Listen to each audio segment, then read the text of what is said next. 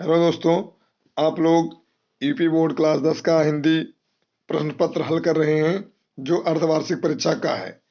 जो इस समय अर्धवार्षिक परीक्षा चल रही है उसी का हम आप लोगों को संभावित प्रश्न हल करवाएंगे। तो चलिए देखते हैं। पहला क्वेश्चन आप लोगों के सामने लिखा हुआ है, मुंशी प्रेमचंद द्वारा रचित उपन्यास है। तो इसमें से बताना है कौन सा उपन्यास जो मुंशी प्रेमचंद जी द्वारा लिखा गया है। चार ऑप्शन है, आपको चारों में से एक पर बताना है। पहला है परीक्षा गुरु, दूसरा है गोदान, तीसरा है अलग अलग बैतरणी। तो देखिए, परीक्षा गुरु जो है वो है लाला श्रीनिवास दास जी की है। गोदान जो है वो मुंशी प्रेमचंद जी की कहानी है, उपन्यास है। और इनका एक और प्रसिद्ध उपन्यास है जो गबन नाम का है। उसके बाद में आपका अलग अलग बैतरणी जो है शिव प्रसाद सिंह का है। अगला क्वेश्चन है दूसरा नंबर, तो इसमें ऑप्शन आपका कौन सा सही होगा? गोदान, यानी ऑप्शन नंबर बी। दूसरा देखते हैं। दूसरा क्वेश्चन लिखा हुआ है, जयशंकर प्रसाद की कहानी है। तो कौन सी कहानी इसमें आपको बताना है? पहला है कफन, दूसरा है ममता, तीसरा है इंदुमती और चौथा इनमें से कोई नहीं। तो देखिए, कफन जो है वो प्रेमचंद जी की है, ममता जयशंकर प्रसाद जी की है, यानी ऑप्शन नंबर बी इसका सही है। और इंदुमती जो है वो किशोरी लाल गोस्वामी जी की कृति है। अगला देखते हैं, उपन्यास सम्राट कहा जाता है। तो उपन्यास सम्राट किसे कहा जाता है? चलिए, चार ऑप्शन आप लोगों के सामने लिखा हुआ है। पहला देखते हैं मोहन राकेश को, दूसरा है हरिकृष्ण प्रेमी को, तीसरा है प्रेमचंद को और चौथा है सेठ गोविंद दास को। तो देखिए, इसमें से उपन्यास के सम्राट प्रेमचंद जी कहे जाते हैं। और अगला क्वेश्चन देखते हैं, चिंतामणि के लेखक हैं। तो चिंतामणि के लेखक कौन है? चार ऑप्शन दिया हुआ है, इसमें से आपको बताना है चिंतामणि के लेखक कौन है। तो पहला है श्याम सुंदर दास जी, दूसरा है रामचंद्र शुक्ल, तीसरा है मदन मोहन मालवीय और चौथा है जयशंकर प्रसाद। तो चिंतामणि के लेखक कौन है ये आपको बताना है। इसका सही जवाब होगा रामचंद्र शुक्ल।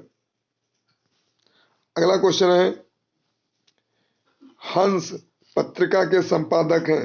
तो हंस पत्रिका के संपादक कौन है? इसमें से चार ऑप्शन में बताना। पहला है प्रताप नारायण मिश्र, दूसरा हजारी प्रसाद द्विवेदी, तीसरा है प्रेमचंद, चौथा है डॉक्टर राजेंद्र प्रसाद। तो इसमें से कौन सा ऑप्शन सही है? प्रेमचंद जी, ये हंस पत्रिका के संपादक हैं। अगला है कलम का सिपाही जीवनी के लेखक हैं। तो कौन है? पहला ऑप्शन प्रेमचंद जी, दूसरा है अमृत राय, तीसरा है विष्णु प्रभाकर, चौथा इनमें से कोई नहीं। तो इसमें कलम का सिपाही जीवनी किसने लिखा है? अमृत राय जी ने लिखा है। अगला क्वेश्चन लिखा हुआ है 7 नंबर है, निम्नलिखित कथनों में से कोई एक कथन सही है, इसे पहचान कर लिखिए। पहला लिखा हुआ है,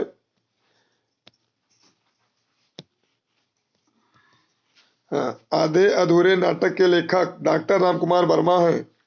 दूसरा लिखा हुआ है, क्या भूलूं क्या याद करूं हरिवंश राय बच्चन की आत्मकथा है। तीसरा है मित्रता आचार्य रामचंद्र शुक्ल का नाटक है। चौथा गोदान के लेखक जयशंकर प्रसाद जी हैं। तो इसमें से ऑप्शन आपका सही होगा, क्या भूलूं क्या याद करूं हरिवंश राय बच्चन की आत्मकथा है। और ये जो है आधे अधूरे नाटक के लेखक हैं मोहन राकेश जी। और तीसरा है मित्रता आचार्य रामचंद्र शुक्ल की कहानी है, नाटक नहीं है, क्या है? कहानी है। और चौथा है गोदान के लेखक जयशंकर प्रसाद जी नहीं है, प्रेमचंद जी, जो मैंने पहले ही आपको बता दिया है। अगला क्वेश्चन है, कोयल का तत्सम क्या होता है? तो कोयल जो है तद्भव शब्द है और कोकिल जो है ये आपका तत्सम शब्द है। अगला क्वेश्चन देखते हैं, शोक बिकल सब रोवह रानी रूपशील बल तेज बखानी में कौन सा रस है? तो देखिए, जब यहाँ पर रोने का भाव दिखा रहा है कि रोवह रानी, तो इसमें करुण रस होगा। कौन सा रस है? करुण रस। और करुण रस का स्थायी भाव क्या होता है? शोक होता है। अगला क्वेश्चन देखते हैं। अगला क्वेश्चन लिखा हुआ है कि सोरठा के प्रथम और द्वितीय चरण में मात्राओं की संख्या होती है। तो कितनी है द्वितीय और प्रथम चरण में? प्रथम और द्वितीय चरण में 11 और 13 मात्राएं होती हैं। ऑप्शन नंबर आपका खा सही है। अगला क्वेश्चन देखते हैं, चरण कमल बंदो हरिराई में कौन सा अलंकार है? तो इसमें इसका सही जवाब होगा यह रूपक अलंकार। अगला क्वेश्चन देखते हैं, इत्यादि। इत्यादि का संधि विच्छेद है, तो इसका सही जवाब आपको बताना है कौन सा इत्यादि में। पहला है इत प्लस आदि। देखिए इत प्लस आदि, इसका ऑप्शन यही सही है। और इसमें कौन सा संधि है, ये यण संधि है, यण संधि है इत्यादि में। अगला क्वेश्चन देखते हैं, चौराहा, यानी चौराहा में कौन सा समास है। पहला है कर्मधार है, दूसरा है द्वंद्व, तीसरा है द्विगु और चौथा है बाहुव्रीहि। तो देखिए इसमें है द्विगु समास, जहां पर संख्या का बोध हो। चौराहा का मतलब चार राहों का समूह होता है, जहां पर किसी संख्या का बोध होता है उसे द्विगु समास कहते हैं। और जहां पर अलग अलग का भाव प्रकट हो उसे हम द्वंद्व कहते हैं। तो अक्सर बच्चे द्वंद्व और द्विगु में कंफ्यूजन रखते हैं। तो इसमें आपका चौराहा जो है कौन सा समास है, द्विगु समास है। अगला क्वेश्चन देखते हैं। अगला क्वेश्चन लिखा हुआ है, निम्न में अग्नि का पर्यायवाची शब्द नहीं है। देखिए अनिल, अनिल मतलब होता है हवा, और अनल मतलब आग होता है, पावक मतलब भी आग होता है, और ज्वाला मतलब भी आग होता है। तो इसमें से आपका ऑप्शन नंबर ए सही है। इसमें लिखा हुआ है निम्न में से अग्नि का पर्यायवाची शब्द नहीं है। अब इसमें तीन आपका अग्नि का पर्यायवाची शब्द है और ये अनिल जो है वो नहीं है। अगला क्वेश्चन देखते हैं, फल। फल शब्द का पंचमी विभक्ति एक वचन का रूप है। तो देखिए इसको चलिए समझते हैं। पहला है फलाय, यानी 15 नंबर में क्या है, पहला फलाय लिखा हुआ है। तो इसमें फलाय जो है, और दूसरा है आपका फलाय फलात, और ग नंबर है फलेन, और घ नंबर फलस।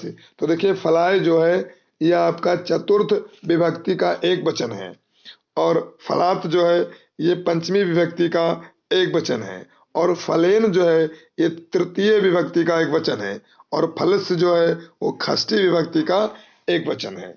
अगला क्वेश्चन देखते हैं, और ये अगला क्वेश्चन देखते हैं, हाँ पठ धातु। अच्छा ये अकारांत में आता है, नपुंसक लिंग में आता है फलाय जो है, इसको भी ध्यान रखिएगा। अगला देखते हैं, पठ धातु लट लकार प्रथम पुरुष बहुवचन का रूप है।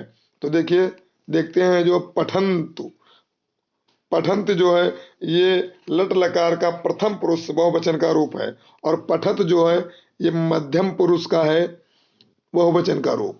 उसके बाद में पठस जो है ये भी मध्यम पुरुष का एक वचन है, और पठाम जो है ये उत्तम पुरुष का एक वचन है।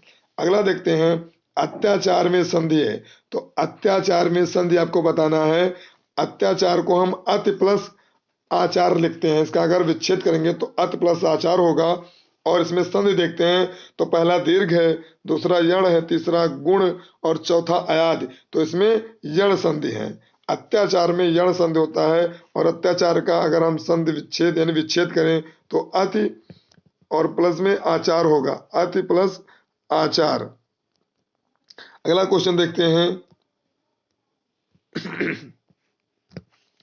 कामायनी महाकाव्य के लेखक हैं। तो कामायनी के जयशंकर प्रसाद जी लेखक हैं, या सूर्यकांत त्रिपाठी निराला जी हैं। ये निराता लिखा हुआ है, इसको निराला कर लीजिएगा। अगला है भागवती चरण वर्मा, और चौथा इनमें से कोई नहीं। तो कामायनी महाकाव्य के लेखक कौन है, Jaishankar Prasad ji. Option number A सही है। अगला देखते हैं, तार सप्तक का प्रकाशन वर्ष है। तो देखिए 3 वर्ष दिया गया, इसमें से कौन सा सही उसको आपको बताना है। पहला है आपका 1951 में, दूसरा है 1959, तीसरा है 1943 और चौथा है 1979। तो देखिए इसमें से कौन सा सही आपको बताना है। तो ये तार सप्तक जो है ये 1943 में प्रकाशित हुआ था, और तार सप्तक में 7 कवियों का एक मंडल बना था।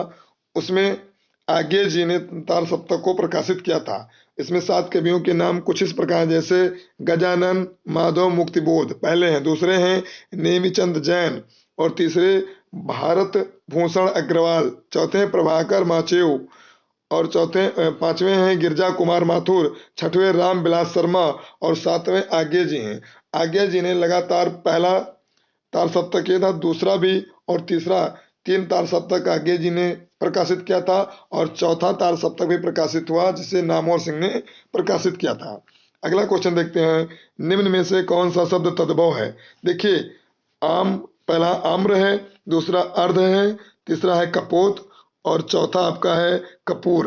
तो देखिए इसमें आपको बताना है कि तद्भव क्या है। देखिए आम्र जो है तत्सम है, तो आम्र का तद्भव होता है आम, और अर्ध ये भी तद्भव, ये भी तत्सम है, तो इसका तद्भव होगा आधा। और तीसरा है कपोत, कपोत भी तत्सम है, तो इसका तद्भव होगा कबूतर। और चौथा जो घ नंबर है, ये कपूर लिखा हुआ है, तो कपूर आपका तद्भव है और इसका तत्सम होता है कर्पूर। अगला क्वेश्चन देखते हैं। अगला क्वेश्चन लिखा हुआ है कि निम्नलिखित उपसर्गों में से किसी एक के मेल से एक शब्द बनाइए। देखिए उपसर्ग जो होता है वो वाक्य यानी शब्द में, उपसर्ग जो होता है वो शब्दों से पहले लगता है। उपसर्ग, एक मिनट थोड़ा सा, उपसर्ग जो होता है वो शब्दों से पहले लगाया जाता है। जैसे अप शब्द जोड़ करके कोई हम एक शब्द बना रहे हैं, अप से अपमान होता है। फिर उप से जैसे उपजाति हुआ, फिर अत से अत्यधिक हमने एक शब्द बना लिया है, तो अति, उप और अप ये शब्दों से पहले लगे हैं, इसलिए हम इन्हें क्या कहेंगे, उपसर्ग। और दूसरा है निम्नलिखित में से किसी एक प्रत्यय का प्रयोग करके एक शब्द बनाइए। प्रत्यय जो होता है वो शब्दों के अंत में जोड़ा जाता है, यानी उपसर्ग जो होता है वो शब्दों से पहले लगाया जाता है और प्रत्यय जो होता है वो शब्दों के अंत में जोड़ा जाता है। जैसे पन लिखा हुआ है, तो पन से हम एक प्रत्यय बनाएंगे तो हो जाएगा बचपन, जैसे हमने लिख दिया, जहाँ 55 लिख दिया, ये शब्द है। और त्वा से जैसे महत्व हमने लिख दिया है, ये आपका क्या है, प्रत्यय है। फिर आई से जैसे लिखा मिठाई, खटाई, लिखाई, पढ़ाई, ये शब्द क्या है आपके, ये प्रत्यय हैं। चलिए इन्हीं शब्दों के साथ में हम अपने इस वीडियो को खत्म करते हैं। अगर आप लोगों को सेशन समझ में आया होगा तो आप ज्यादा से ज्यादा लोगों के पास में शेयर कीजिएगा और चैनल को सब्सक्राइब कर दीजिएगा। ये अर्धवार्षिक परीक्षा का पेपर था जो इस समय चल रहा है। इसी से संबंधित कुछ महत्वपूर्ण प्रश्न थे, उसको मैंने आप लोगों को हल करा दिया है। चलिए तब तक के लिए धन्यवाद।